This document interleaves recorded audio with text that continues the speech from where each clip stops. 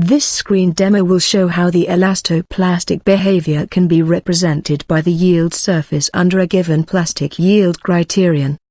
It is worthwhile to compare the representation of the yield surface with that of the Moore circle in the last demo. In the demo, a quarter section of a plate with a hole was modeled as a plane strain case with elastoplastic material behavior. The same model will be used in this demo.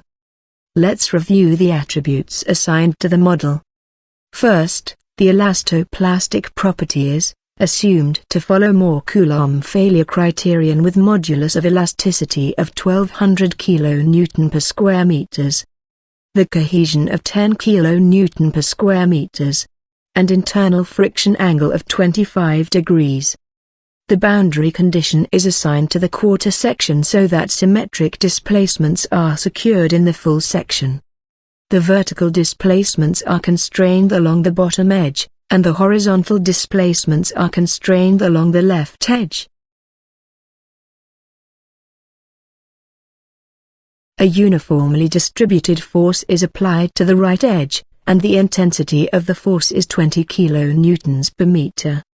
The model was solved already in the last demo, and the analysis data are available for yield surface representation. However, it will be solved again with greater number of load incremental steps, which was set to 10 in the last solving process. Let's change this setting to 20 in order to obtain more stress points, which will be explained later. Other items are maintained as set in the last demo. Click OK button. And the solution produces stress data for more intermediate steps. It is not essential to display the stress contour image prior to displaying the yield surface image. However, it is more illustrative to display the yield surface image with reference to the stress image. So, let's display the contour image of the normal stresses in X direction. The plastic zone is marked over the stress image. Select Yield Surface item from Post-Pro menu in order to obtain the yield surface image. Yield surface window opens. If you click a point on the stress image, there appears the stress square. At the same time, the yield surface window shows the image of the yield surface with stress path. The yield surface and stress path are expressed in the principal stress space. The principal stress space is defined by the three axes of principal stresses, namely sigma 1, 2 and 3. The coordinates of a point in the principal stress space represent the three principal stresses. The stress path is the locus of the principal stresses at the center of the stress square, tracing the load incremental steps. The yield surface is the bounding limit of the stress path. The yield surface image can be rotated using the rotation tool, or moved using the panning tool. Alternatively, the image can be moved using the right mouse button dragging, while the rotation tool is pressed. The image can be scaled up, or down using the slide bar.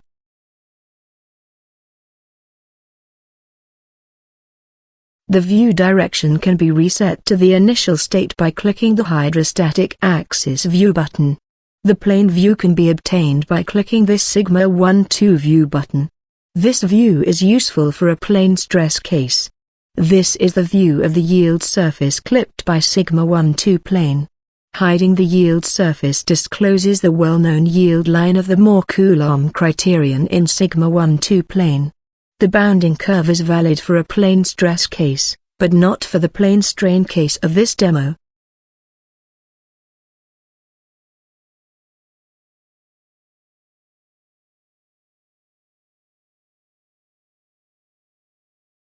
The components of the yield surface image can be identified by turning on, or off, one by one.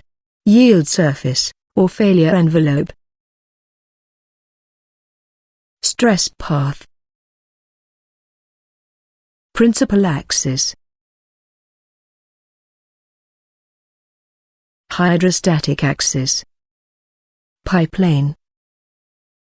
And so on. Pi plane is a zero-sum plane of the three principal stresses. The sum of sigma 1, 2 and 3, is zero on the plane.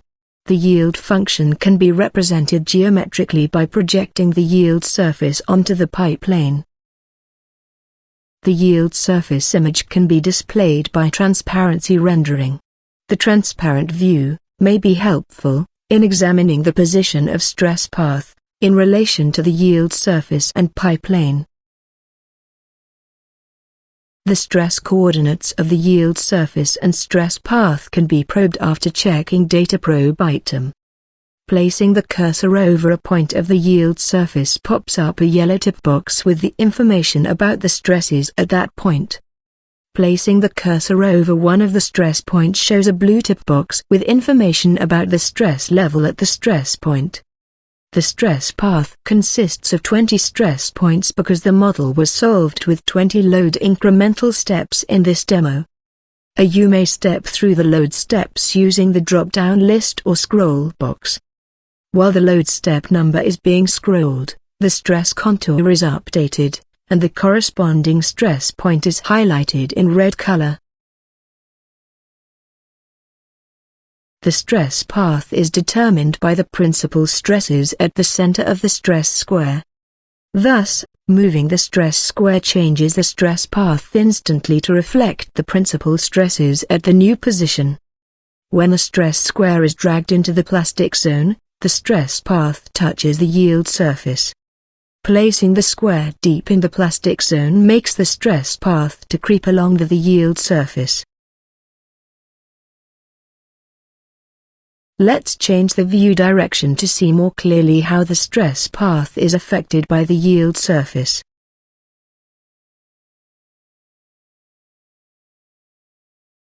The view of the outer surface reveals the ending part of the stress path stick to the yield surface.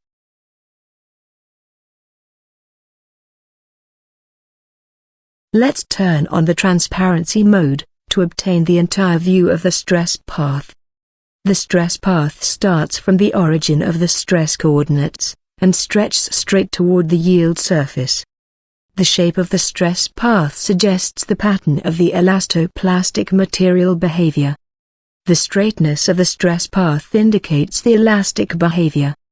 Once the path reaches the yield surface, it creeps along the surface, which exhibits the plastic behavior. The path does never protrude out of the yield surface. This suggests that the yield surface is the bounding limit of the stress path. Although the stress path changes while moving the stress square, the yield surface remains the same regardless of the position of the stress square. It is because every point of the model has an identical material property with more Coulomb yield criterion. The shape of the yield surface depends on the type of yield criterion. In order to compare yield surfaces of different criteria, let's convert the model into the one assigned with two different material properties. A patch of mesh will be added to the existing model, and a new material property will be assigned to this additional part. For this purpose, a circular arc is created.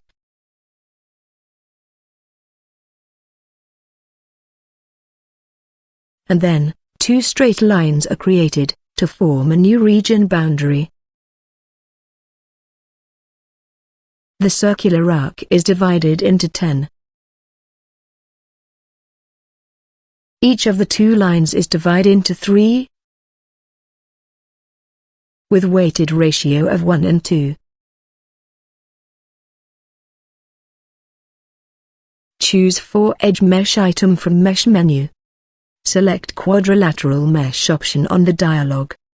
Placing the cursor on the new region highlighted in green color. Double-click the region. Then, the region is filled with a mesh of quadrilateral elements.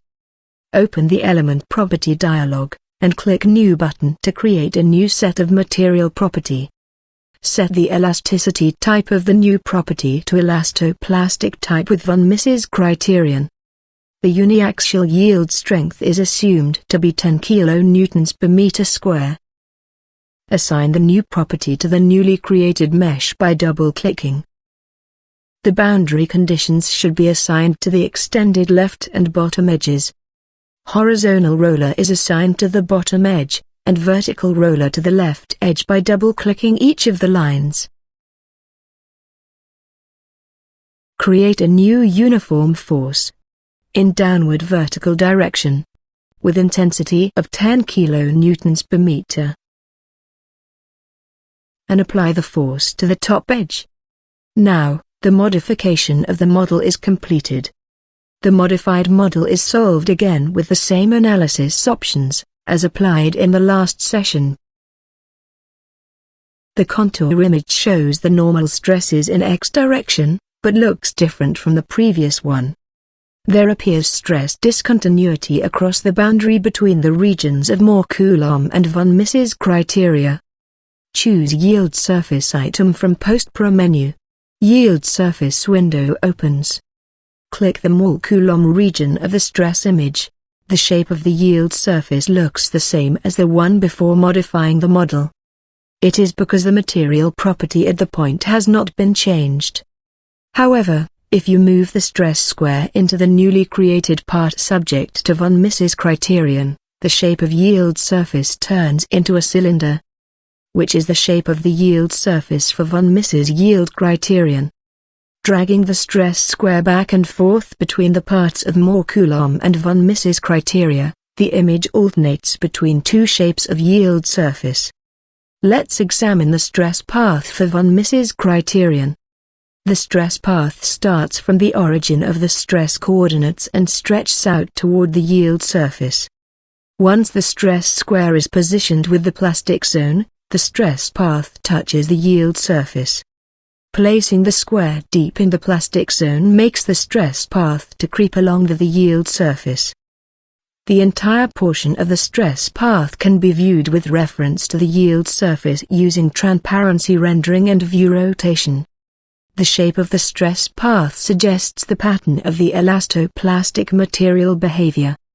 Click the Hydrostatic axis view button. The hydrostatic axis is identical to the central axis of the cylinder representing the yield surface. Thus, the yield surface is viewed as a circle. This view shows more clearly how the stress path is constrained by the yield surface under plastic state. The plane view can be obtained by clicking this Sigma 1-2 view button. This view is useful for a plane stress case. This is the view of the yield surface clipped by Sigma 1-2 plane. Hiding the yield surface discloses the well-known yield line of the von Mises criterion in Sigma 1-2 plane. This is the end of the demo about the use of yield surface in elasto-plastic analysis.